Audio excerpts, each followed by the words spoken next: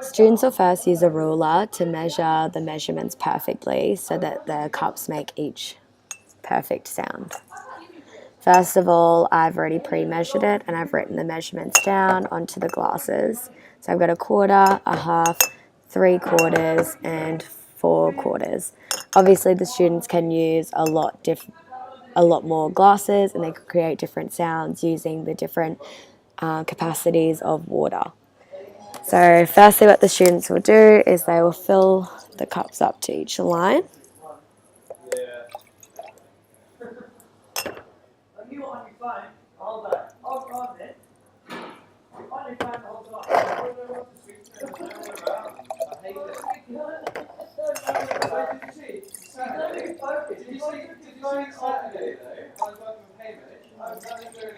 Next, the students will use the food colouring and they will put each one in the different colours.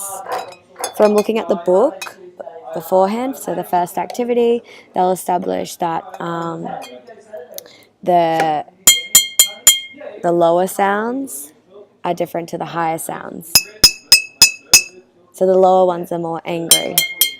Therefore, we're going to use red. So red is a very angry colour. So just a few drops and then stir it around. And then we go from the happy, calmer, more pure sound. So that will be blue. We'll do yellow next.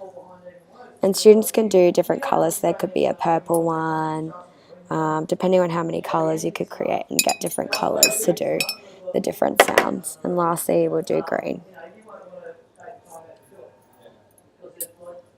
Green needs a little bit more water.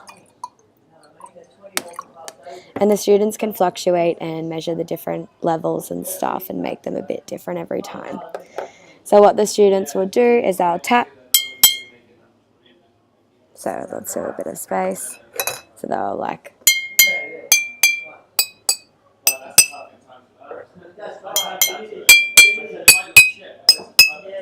So as you can see, they make the different sounds. Students will then create their own story using the sounds. So an example of this would be, once upon a time there was a guy who walked through a forest.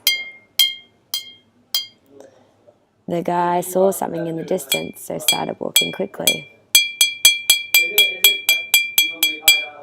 As he reached his point, he stopped. The man saw a beautiful angel coming from the sky. As he was waiting, he suddenly heard a massive crash. The end. Students then paint the colours that they've used. So say they went red, red, red,